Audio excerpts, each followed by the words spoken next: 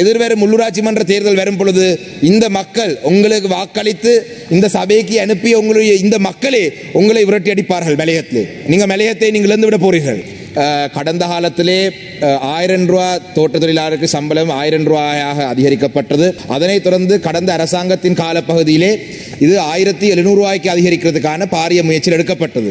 அதிலே பெருந்தோட்ட கம்பெனிகள் இந்த தொகையை அதிகரிக்கிறதுக்கு இணங்காவிட்டதின் காரணமாக அவர்கள் நீதிமன்றத்தை நாடியிருந்தார்கள். அதனைத் தொடர்ந்து அந்த வர்த்தமானியை ரத்து செய்து 2024ஆம் ஆண்டு மீண்டும் நான் நினைக்கின்றேன் சம்பள நிர்ணய சபையின் ஊடாக மீண்டும் பேச்சுவார்த்தைக்கு ஈடுபட்டார்கள். அந்த நேரத்திலே கௌரவ அமைச்சர் அவர்களே, உங்களுடைய தொழிற்சங்கம், அதாவது உங்களுடைய கட்சியினுடைய தொழிற்சங்கம், அந்த தொழிற்சங்கத்தினுடைய பெயர் உங்களுக்கு தெரியும். தொழிற்சங்கத்தினுடைய பெயர் உங்களுடைய தொழிற்சங்கத்தினூடாக 2136 ரூபா, சரியா நான் சொல்றது? 2136ද 2163ක්ද ඔබතුමාලගේ ට්‍රේඩ් යුනියන් එකෙන් ප්‍රොපෝස් කරේ 2136ක්. ඔව් ඇමතුමා මං හිතන්නේ 2136ද 2163ක් හරි 2136ක් හරි. தற்போதைய தேசிய மக்கள் சக்தியின் தொழிற்சங்கமான அகில இலங்கை தோட்ட தொழிலாளர் சங்கம், ඒක ඔබතුමාලගේ ட்ரேட் யூனியன் එක. මේ ඔබතුමාලගේ ட்ரேட் யூனியன் உங்களுடைய சங்கம், உங்களுடைய தோட்ட தொழிலாளர்கள் சங்கம் 2136 ரூபா சம்பளத்தை விட்டு நாங்கள் எதுக்குமே இணங்க மாட்டோம் என்று கடந்த காலத்தை சொன்னார்கள்.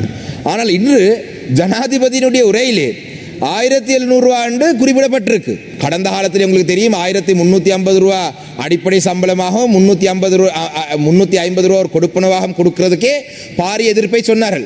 1700 ரூபா தான் இப்போ உங்களுடைய வரவு செலவு திட்டத்தில் சொல்லப்பட்டிருக்கு. அப்ப நீங்கள் ஆட்சிக்கு வர முதல், நீங்கள் அரசு அதிகாரத்துக்கு வர முதல் நீங்கள் எடுத்த நிலப்பாடுக்கும் இன்று இந்த நிலப்பாடுக்கும் இடையிலே எப்படி வித்தியாசம் வந்தது? இந்த சபையிலே கவலையாக இருக்கின்றது. மலையத்தினுடைய மக்கள் இந்த அரசாங்கத்தை நம்பி உங்களுக்கு வாக்களித்திருக்கிறார்கள். இந்த அரசாங்கத்தை நம்பி வாக்களித்தாலும் கூட இந்த அரசாங்கம் இந்த மக்களை மீண்டும் ஏமாற்றுறார்கள்.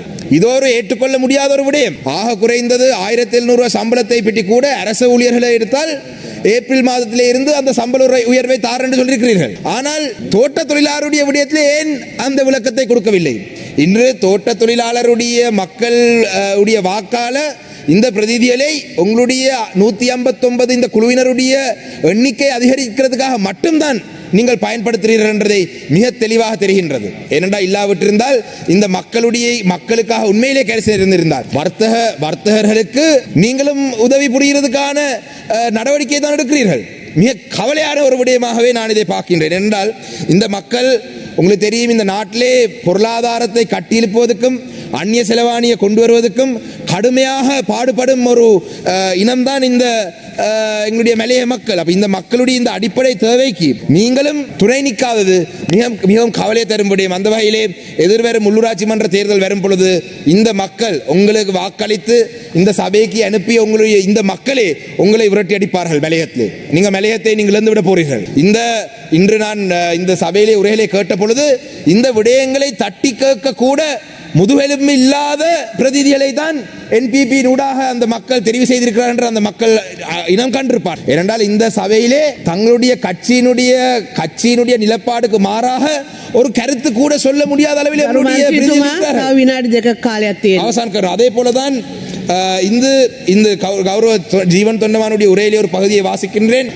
இன்று அதிகமான அடக்குமுறைகளை நிலவுகின்ற ஒரு தொழில் துறையாக பெருந்தோட்ட தொழில்துறை காணப்படுகின்றது. தோட்ட முகாமையாளர்களின் தான் தோன்றித்தனமான அடக்குமுறையில் மலேக சமூகம் முகம் கொடுக்க வேண்டின்றது. தோட்ட முகாமையாளர்கள் அங்கு வசிக்கின்ற தொழிலாளர்களையும் குடியிருக்கும் மக்களையும் அடிமையாக நடத்துகின்றார்கள். இந்த முகாமையாளரை பற்றியும் தொடர்ச்சியாக சொல்லிக் கொண்டு வரும் முடியும். அதனால தான் அந்த மக்களுக்கு அந்த காணி உரிமை வேண்டும் என்று சொல்லி பேசுகிறார்கள். கௌரவ அமைச்சர் சரோஜா அவர்களும் இருக்கிறீர்கள், உங்களுடைய அரசாங்கத்தை பற்றி சொல்லுங்கள். வாக்கை மட்டும் எடுத்து இந்த மக்களை ஏமாற்றி விடாமல் தயவு செய்து இந்த மக்களுக்காக நீங்கள் குரல் கொடுக்க வேண்டும். அதே போலதான் இன்னும் பல விடயங்கள் சகோதரர் எழுதி தந்திருந்தாலும் கூட அதுகளை எல்லாம் பேசுவதற்கு இந்த நேரத்தில் இடமில்லை.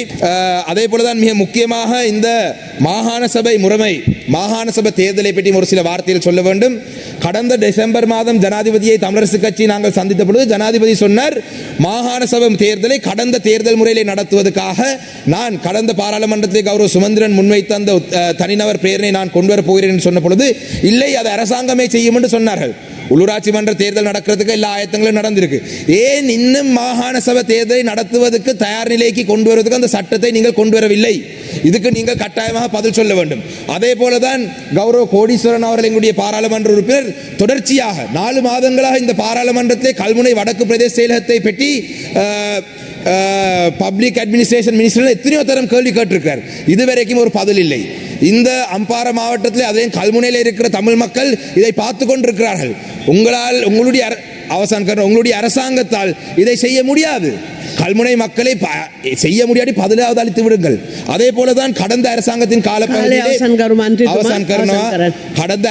காலப்பகுதியிலே சில பிரதேச செயலகங்களை அதிக அளவாக சனத்தொகை இருக்கும் பிரதேச செயலகங்களை 2ஆக உடைக்கிறதுக்கான சில நடவடிக்கை எடுக்கப்பட்டது.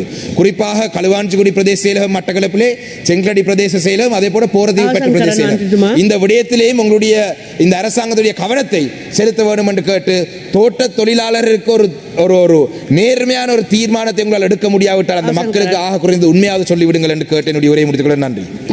வீடியோக்களை மிஸ் பண்ணாமல் பார்க்க இன்றே ஷார்ட் நியூஸ் யூடியூப் சேனலை சப்ஸ்கிரைப் பண்ணுங்கள்.